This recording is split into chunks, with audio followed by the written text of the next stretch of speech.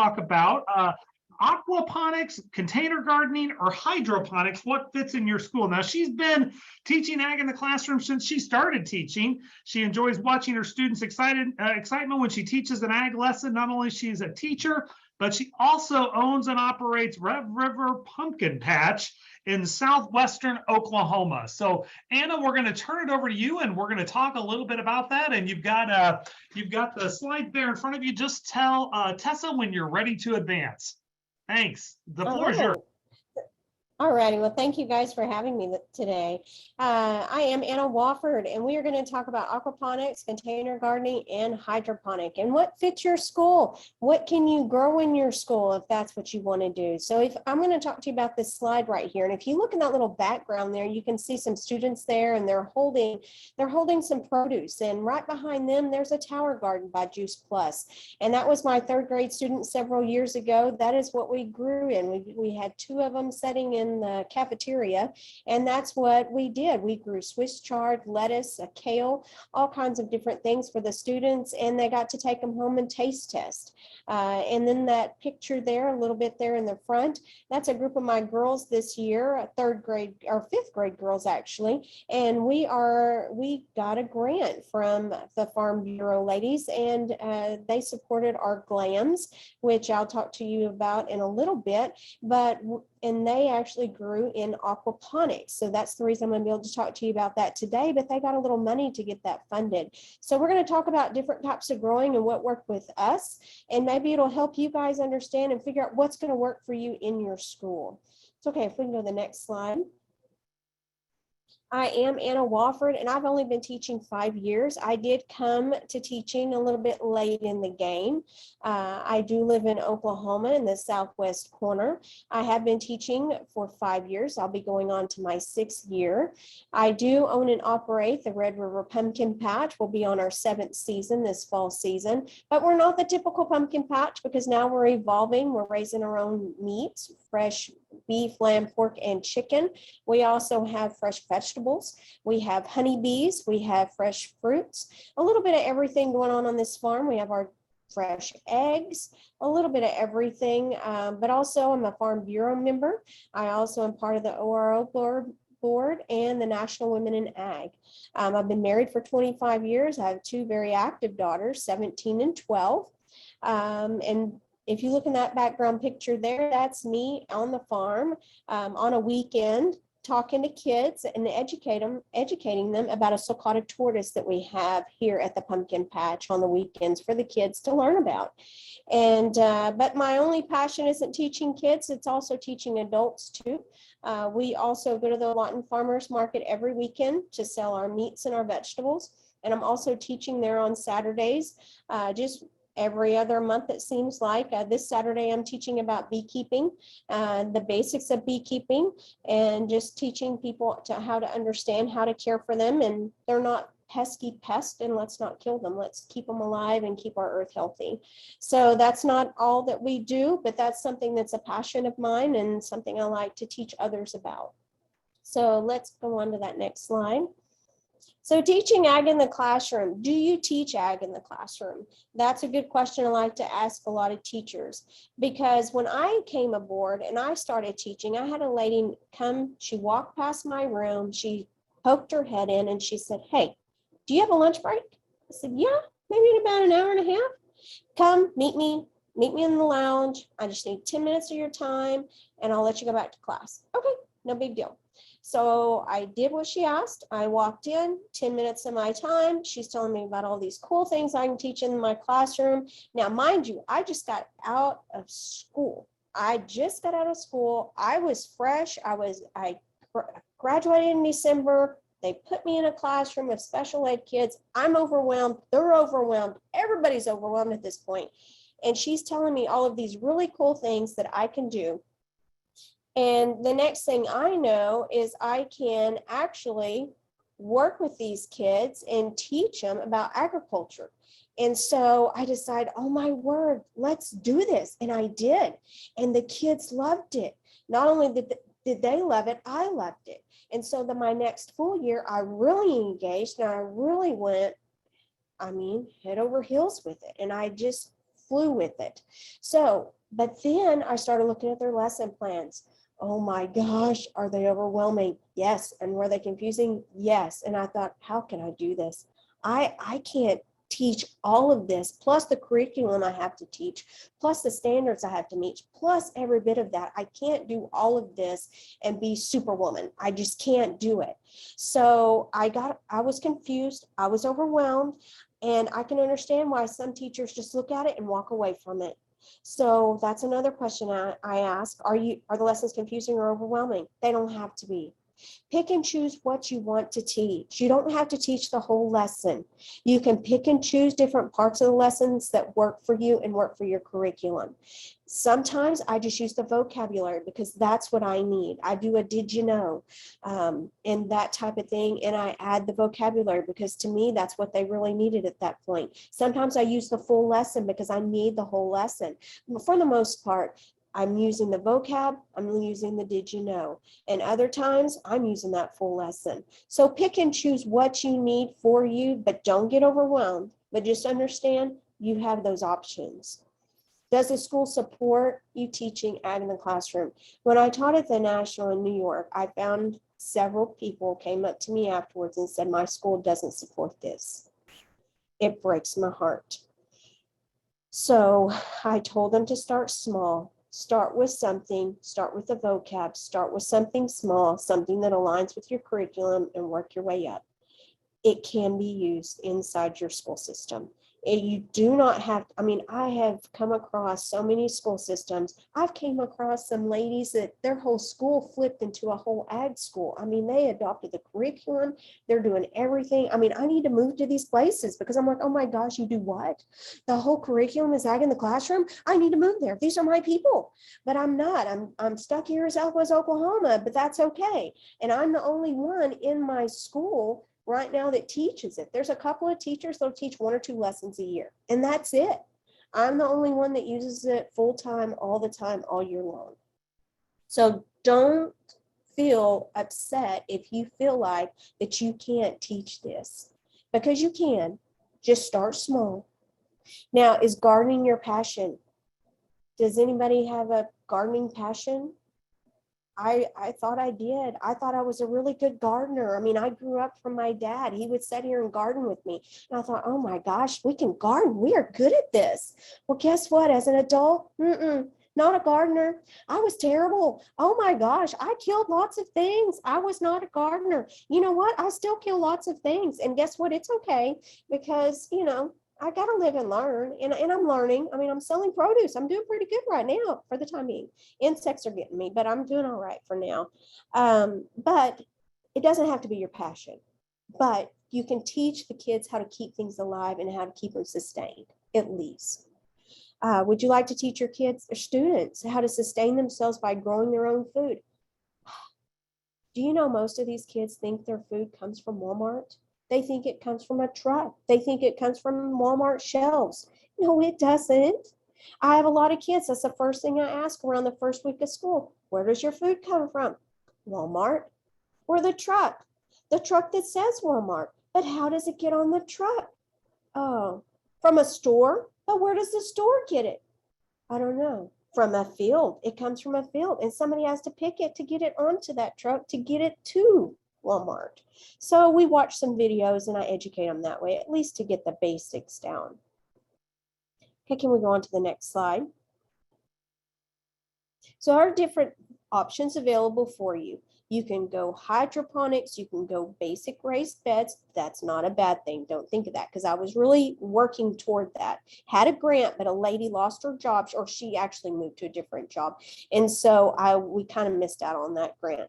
But there's container gardening, really easy. And then aquaponics. A lot of our schools have a lot of concrete, and a lot of concrete is left bare. So with the hydroponics, you can do the basics with with Juice Plus. They have a tower garden. Easy peasy stuff to do. Everything just plugs in. The kids can do it. They love it. You build it. They even love to clean up, even though It's pretty cool because all the root system stays together. It pulls out real easy to clean. They have fun doing it. They get to put a little elbow grease in there to scrub it clean. I do a contest. It's fun because whoever gets it the cleanest, they get a prize. See, it's fun. And they get the produce off of it and they get to taste test. That's my biggest thing, is taste testing. Raised beds are fun because they get to actually get their hands dirty. They do, and they have a fun time doing it. Container gardening, we did these types of containers with just pots. I mean, mineral tubs. My husband's got mineral tubs out there, and I just take them and we'll hose them off, and the kids get them, and they like to fill them with dirt, and they have a great time doing it. The aquaponics, guys, a lot of these types of things we use because we purchase it from the National Ag in the Classroom store. I know. Mind blowing. They have all this stuff already done for us. All we have to do is purchase it and use it. And it's great because it's already made for us. If we can go on to that next slide. So the aquaponics, I created a group of glams this year, and I donate my time, and I don't get paid for it. And these girls donate their time. They come in during their lunchtime twice a week. And they come and they meet with me and they learn about aquaponics. They learn about the fish system. They learn about the fish themselves. They learn about how to grow in an aquaponics system. They learn all of these different elements and they get to build it. They have to wear their safety goggles. They have to learn tool safety. They have to learn all of these elements, and they have to learn how to work as a team. I do not put them in teams together. I ended up having 34 students joining me, my girls and my boys, every month to build something. And they donated their time to hang out with me, this boring teacher, to build these things to put on display for their school. And they had a blast. But I didn't put them in teams with their best friends. I put them in teams without their buddies because I wanted them to actually work and I wanted them to make new friends. And it was amazing, by the end of the year, they were playing with all the kids, not just their buddies. And it was great because they worked better. I promise you, they always work better. But the girls had to work together. They had to use their tools. They had to have I had a safety monitor all the time. That person was wonderful because they knocked them out, always told on who did something wrong. But these girls worked great together. They kept their fish alive, which is wonderful. Now they also kill plants. They did. They messed up. These buckets right here, these totes. Now my husband and I had to go back out and buy totes because I told them, don't drill in this spot. We watched videos. We looked at the diagrams. We looked at everything. And I told them, now pick your best spot. I don't think that's the best spot. Oh, Miss Wofford, we got this. Guess what? Wasn't the best spot. They drilled a hole, wrong spot. So we went and bought them a new tote, come back, drilled it again, wrong spot. But duct tape works great and it filled the spot and it still worked and they loved it, but they kept their fish alive. pH level was a little off for us, but I think it's because I always kill fish. I got them an extra fish just because I always kill the fish and their fish survived because they are such good keepers. And their plants didn't do so well because of the too many fish. And it's kind of hard to look at all those cute little faces and tell them we got to get rid of a fish. So we let them keep the fish, but after we put the second set of plants in, those plants evolved wonderfully. The first set ended up getting aphids. They learned how to care for that. They learned how to take Dawn dish soap and to wash every leaf every day in order to break that cycle. And they did, and it was wonderful. But they had to research it, research the bugs, document if it was working, if it wasn't. Every day they had a calendar. Every day they had who had to feed the fish. Someone was on police about that. They didn't feed the fish. They'd go and give them a sob story. Did you eat lunch today? That was always fun because you got to see them hang their head and come and feed the fish because so-and-so forgot to feed the fish. But it was a good time. These girls had a blast. If we can switch to the next slide. Now, we did have some trials. Of course, we had the aphids. We had the dying of the plants. It happened. Let them have plants that die. Don't just sugarcoat it and let them have success all the time. They need to understand things happen. The water levels, trying to get that pH. Again, too many fish. Daily cleanings of the leaves, that's something. Now, there was something I didn't put on here. We also had issues once we put them out into the hall where the other students had complaints. The other students would come in and Miss Wofford, that fish tank looks awful. Y'all need to really fix that. Well, our classroom stayed a certain temperature. It may have been 70 degrees all the time, 68 to 70 all the time. The fish tank looked wonderful. It looked great. As soon as we moved it out into the hall, here's 75 to 80 degrees all the time.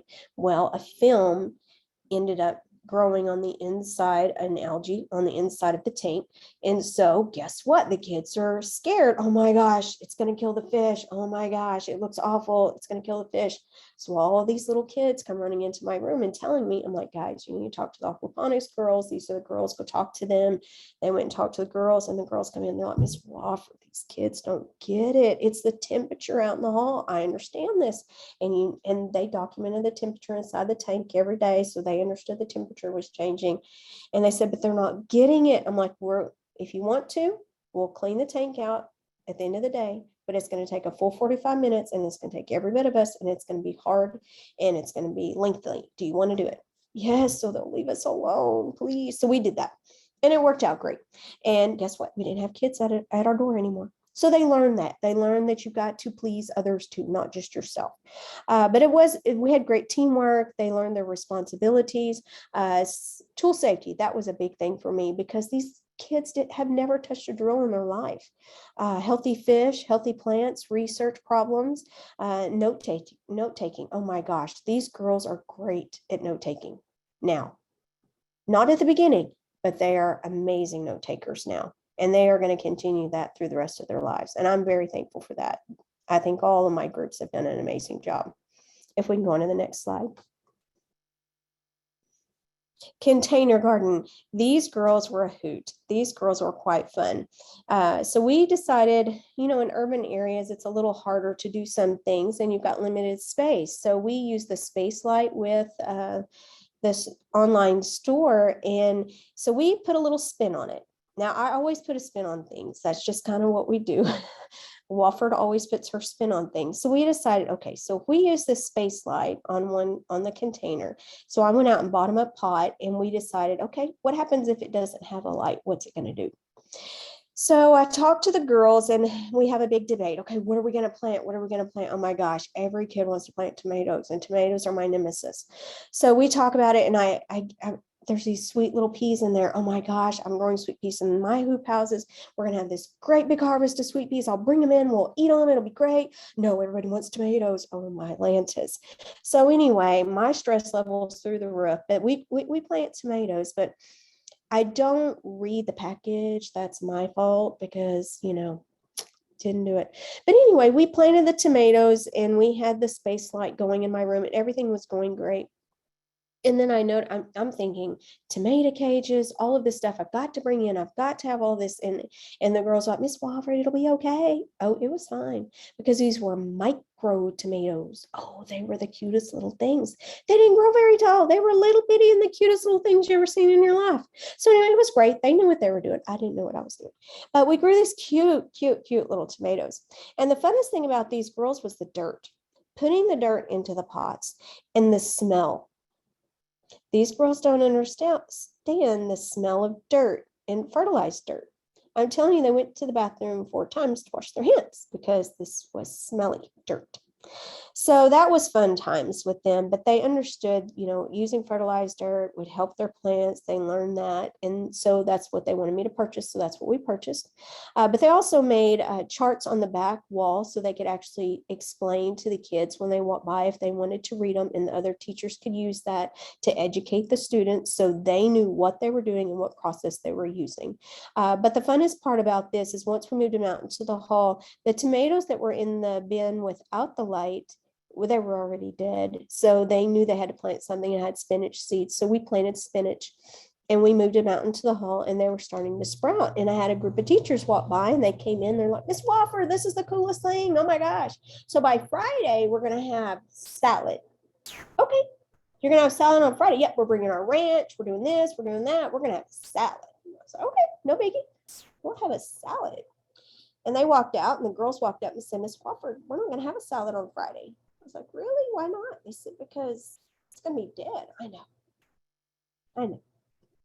So Friday comes, here comes the teachers. Miss Wofford, What's wrong with the spinach? Something wrong with the spinach? Yeah, it's dying. Why do you think it's dying? Well, I don't know. Why don't you go look at it? Come back and tell me why it's dying. So they came back and they're like, well, why didn't you put a light on it? Because we're trying to show the students that this one has a light and it's growing and this one doesn't. So it's gonna die. That's not fair, Miss Wofford. You should have said something. I brought my stuff for a salad.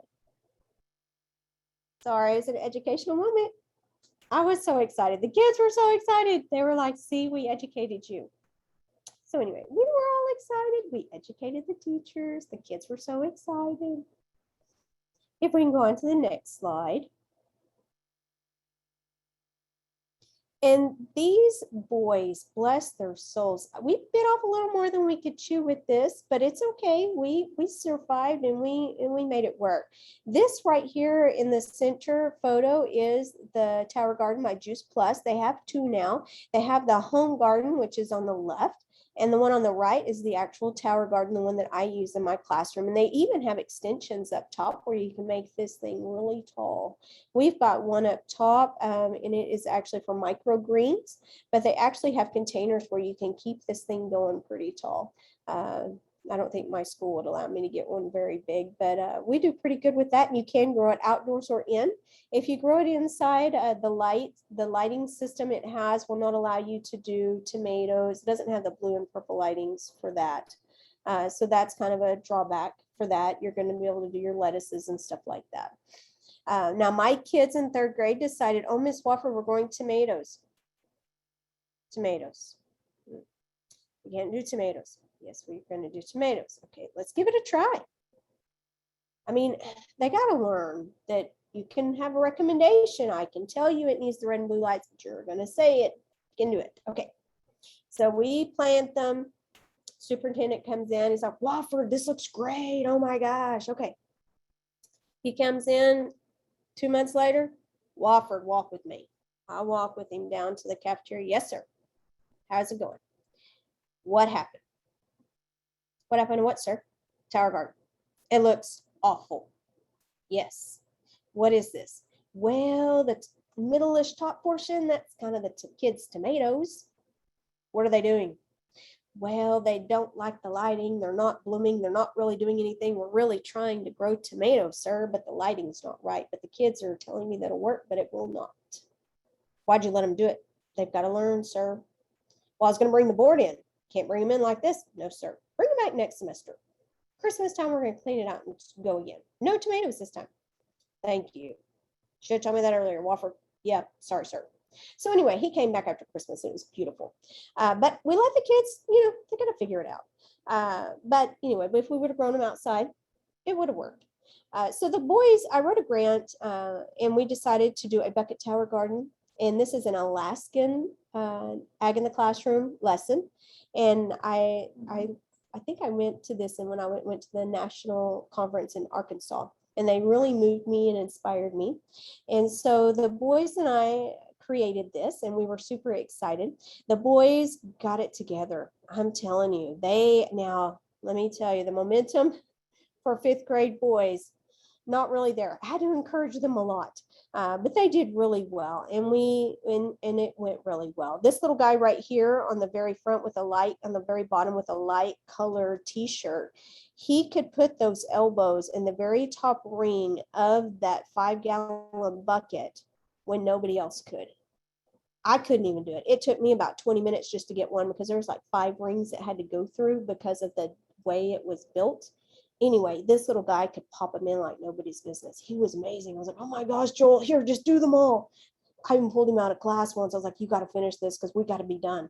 So he did an amazing job for us. And if we'll go on to the next slide. Time is what kind of got us on this one. I should have started it earlier on and it got us, but we finished it.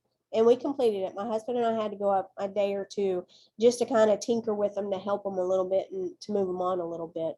But the lacking of work ethic, I mean, we're talking about fifth grade boys, and I wasn't thinking about that. I was thinking, oh, they've got this, but really and truly, they don't got this. It was a huge project, but they really did they did finish out and do it, and they did. Lack of patience, theirs and mine, but mostly theirs with me. Miss Wofford, we can't do this. I don't want to drill all those holes. I'm done after 5, but there has to be 200 holes. So keep drilling. So, we would switch out, every 20 minutes, we'd switch out with a different group. And that worked out really well because if you keep too many of them going in the same regimen for so long, they get bored. Again, we didn't have them with their buddies.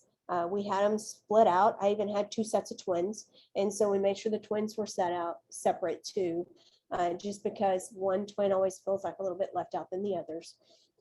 Leaks, that's quite comical, is every one of the PVC elbows needs to be hot glued around the edge. Well, 5th grade boys in hot glue, they're not as good as girls, bless their souls. Girls are very meticulous. They know to touch it all the way around the edge. Boys just kind of want to pull it out and make a massive, I don't even know what that is. I'm like, guys, what even is that? They're like, oh, it's got a touch. What are you making?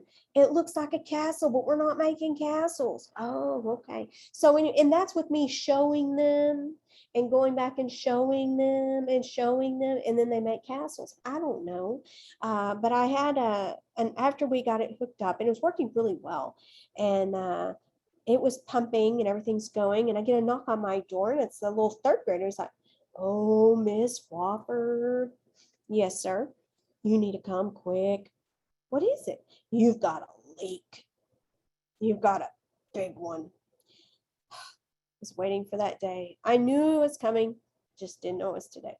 So I jump up, and the principal knows I do quirky things. I'm the person that gets a call from admin. Wofford, you got something that says live, come get it. So, I'm that lady. So I kind of know it's coming. So I take off down the hall, and I'm like, oh my gosh, I'm going to need a mop bucket. That's where my mind's going. I'm going to have a mess. And anyway, I get over there. There's nothing. I'm like, what's going on? They're like, look at the lid. It's leaking. No, it's not leaking, bud. There's water. It's coming out. At the very base of the bottom, the sump pump lid kind of tilts inward. And so it should gravitate and flow back to the middle like it should. But the little guy thought that it was going to overflow and come out the sides. But no, it was gravitating, just pooling, and it was going to gravitate toward the center. And then here comes the poor Miss Raina, our janitor. And she said, oh, Miss Wofford, we got a leak. We got a big leak. I was like, yes, Miss Raina. She points to it, and she said, it's a leak. I said, but it's not going in the floor. Oh, no, ma'am, it's not in the floor. Okay. So it's going to pool to the middle, and it's not going to go in the floor. Are you sure? Yes, ma'am. I don't want to leave it like this overnight. It'll be fine. It's been like this all day.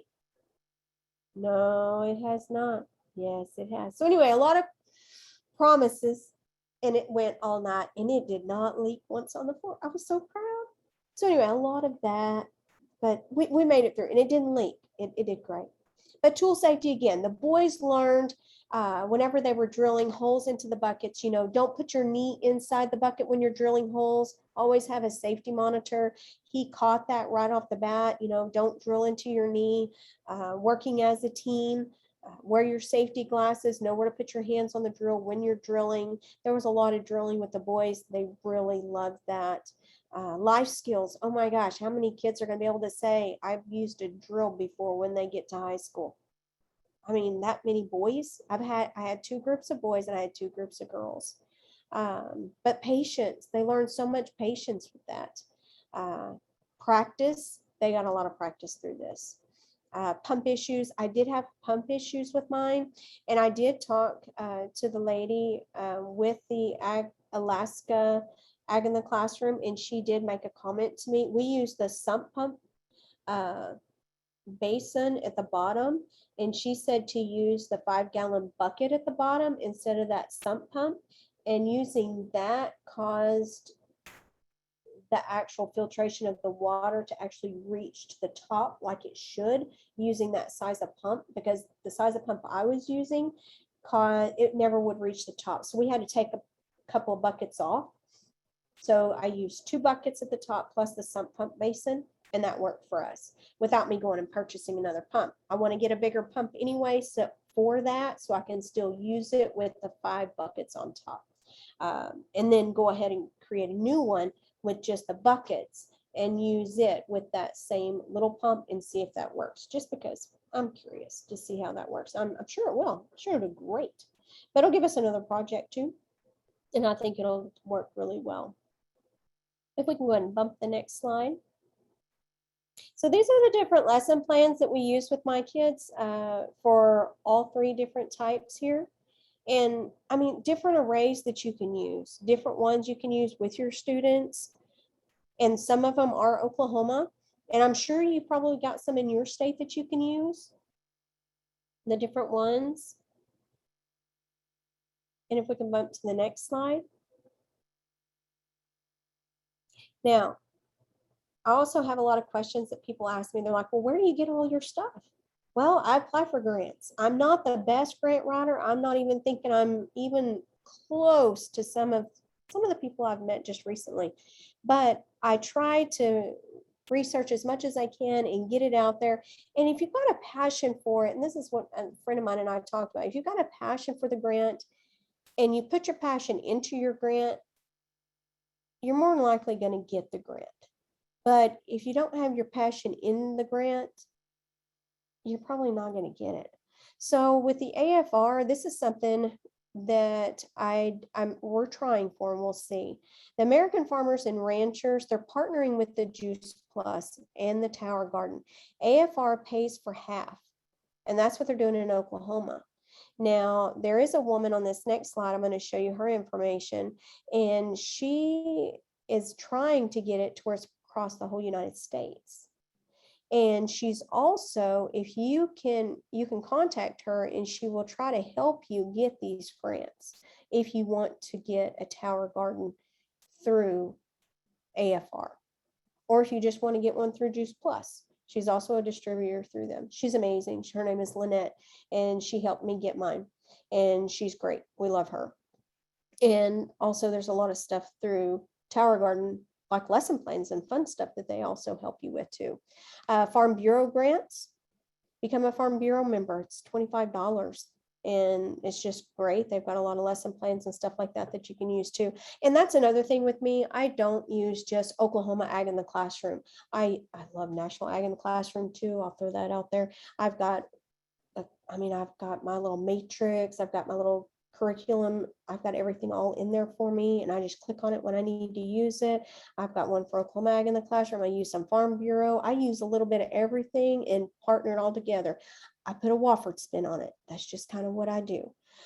County coalitions, this is one I was trying for the raised beds. Try to see if there's one in your area, and they like to do stuff like that, like a community garden, outdoor garden for your students. We were going to do raised beds, one for every teacher. And that's what we were trying to do. Local Lions Club, they helped me purchase another tower garden. Local Rotary clubs, donors choose. Now this is pretty cool. If you get so many donors choose, I'm trying for this right now. I don't know if it'll get funded, but I'm trying.